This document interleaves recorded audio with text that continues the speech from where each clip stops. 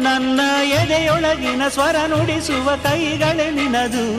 ನಿನ್ನ ಕೈಗಳ ಜೊತೆ ಕೈ ಸೇರಿಸಿ ಜಗವ ಕೊಳ್ಳು ಮನಸ್ಸು ನನ್ನದು. ಈ ಸುಂದರ ಬೆಳದಿಂಗಳ ಈ ತಂಪಿನ ಅಂಗಳದಲ್ಲಿ ನನ್ನ ನಿನ್ನ ನಡುವಿನಲ್ಲಿ